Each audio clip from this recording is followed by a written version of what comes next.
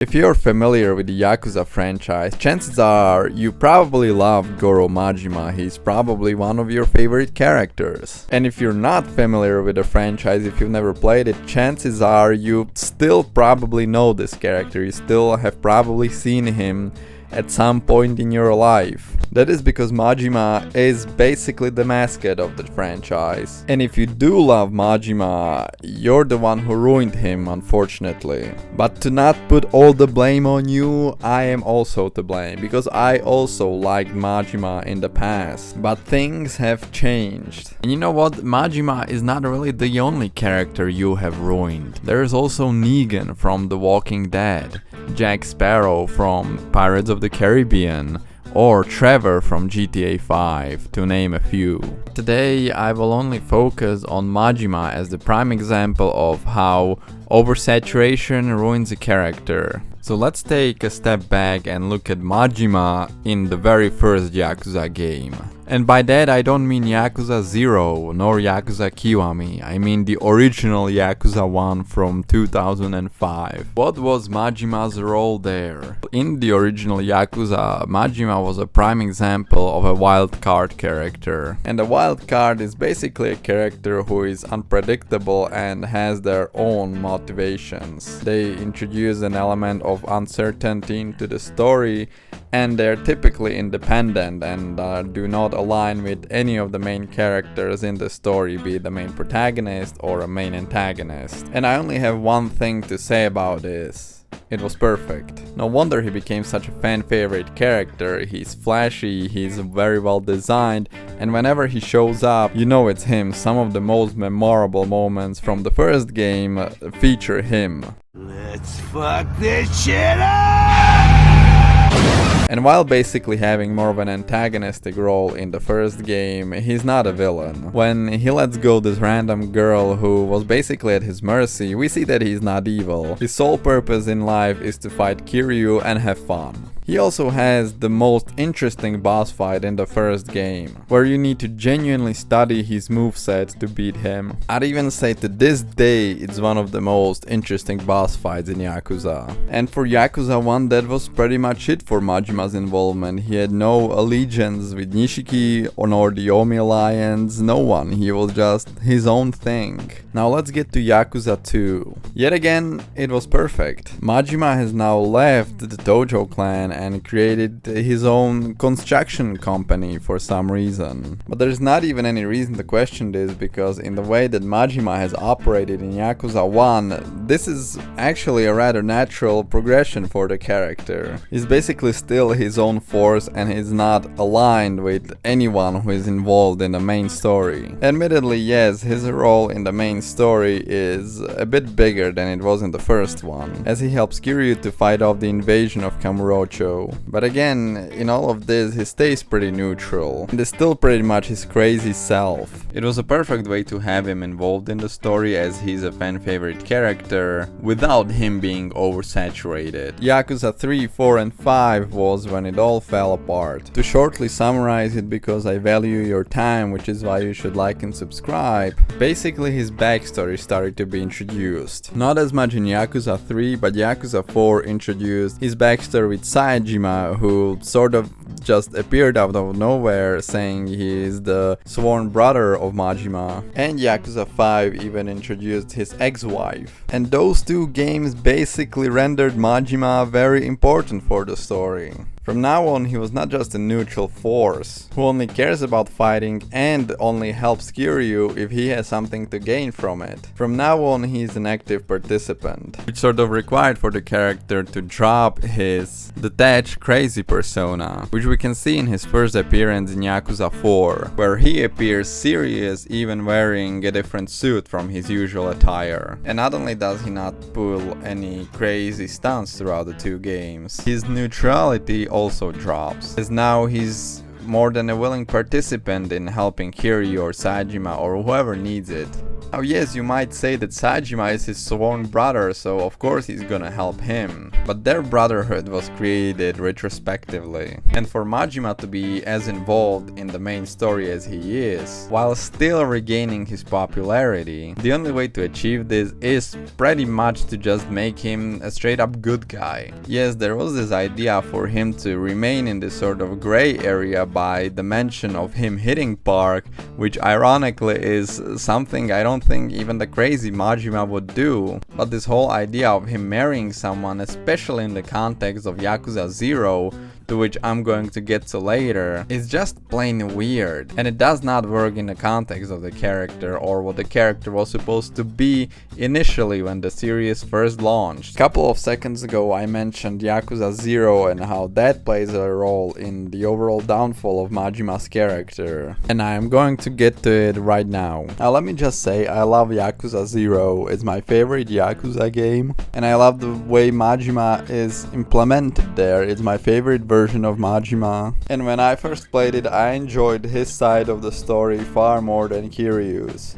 But this retroactive edition sort of sealed the deal for Majima to never be the same as he was before. Because while Yakuza 0 is the starting point for many of the fans of the franchise, the game was made after Yakuza 5. And so while originally introduced as a wildcard character, someone who is not really supposed to have depth and is there just to, be a comic relief, Yakuza 0 recontextualizes that, and now Majima has become someone who carries emotional weight and moral weight. His craziness and unpredictable nature is forever stripped away from him. And all of this was being stripped away throughout Yakuza 4 and Yakuza 5 as well. Yakuza 0 just completely rips the band-aid off. And all of the mystery that this character was hidden behind is just gone. And furthermore, this also sort of ruins the story of Yakuza 5. Because Yakuza 5 establishes that Majima was married, while Yakuza 0 introduces this completely different woman Majima falls in love with. And while technically the timeline does not contradict itself,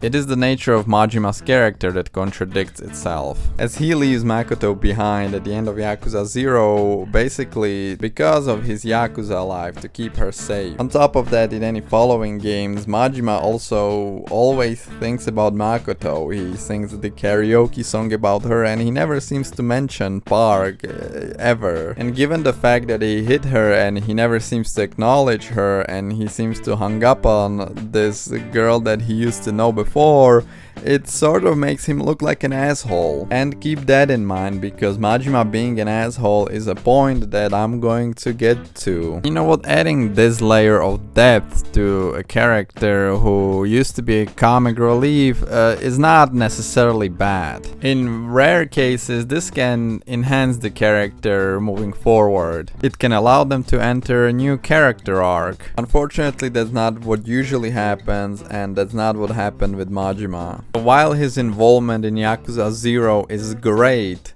anything past that is just not. You see, because of Majima's popularity, Yakuza Kiwami introduced the infamous Majima Everywhere mechanics, which basically has Majima stalking you throughout the city in various places. I don't think I need to explain what Majima Everywhere is, because if you play the game, you know what it is. From a storytelling standpoint, this inclusion ruins the very essence of who Majima was in the first original Yakuza, and also the pacing of the story.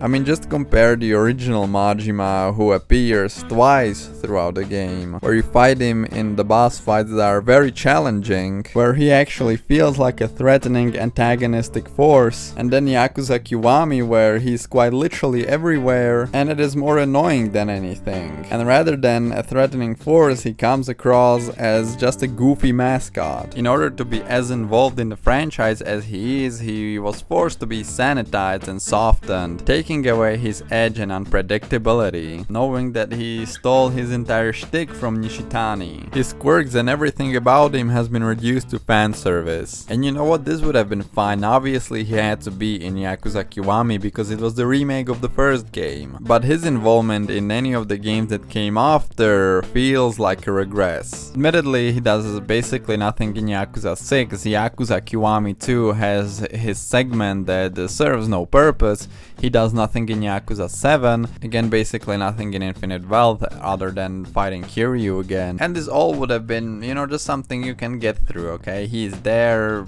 and, you know, he does nothing. But then there is Pirate Yakuza in Hawaii. I do not like this game. Just from the first glance at it, it's quite obvious that this game is nothing more than fan service. The title itself is just a bunch of buzzwords. Pirate Yakuza in Hawaii. Pirate. People like pirates, right? Let's just put it in a title. Yakuza, of course we need to have that in the title to tell the fans that it's actually connected to the roots of the franchise. And in Hawaii, Infinite Wealth took place in Hawaii. People like that game, so let's put that in the title. And this lack of creativity is also the spirit of the game itself. Because the way the game treats Majima is, tries rather hard to push forward this unpredictable side of him, trying too hard to make him this Deadpool kind of character. Basically to take Majima back to his roots. And this sort of only works for the combat. The combat is really fun. It really feels like the Majima from the original games, when you're using the Mad Dog style. But that's pretty much where it ends. Because of the groundwork that Yakuza Zero laid down for Majima, portraying him in this light of someone who is emotional, who has morals, and who is, at the end of the day, a good person, you cannot possibly bring him back to the unhinged, chaotic neutral guy that he was in the first game. Without his involvement with Makoto and Kiryu, Majima simply has nothing going on for him. His relationships with the newly introduced characters feel very artificial. Most of the times he's just not funny, I'm sorry. Because originally he was not funny because he was a clown. He was funny because he was dangerous, erotic and theatrical. As of the later games, his presence is very much reduced to just, hey look, it's Majima doing his goofy things again. It's like he's no longer a disruption to the story, but a requirement for the franchise to go on because he has become so iconic that he's the mascot of the series, basically. And remember how I said that Majima is kind of an asshole? Well, that's because he is. Throughout the game, if you do the interactions between the crewmates, just in the cutscenes in general, a lot of times Majima is just unnecessarily mean to, especially Saejima, Minami, and Nishida.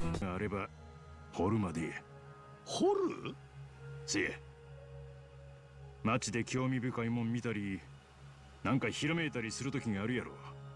その光景を忘れんように木に掘って残すんや。なかなか悪ないできないんやで。最近はあんま惚れてないけどな。木彫りってお前、正気か？記憶ないやつに言われとうないわ。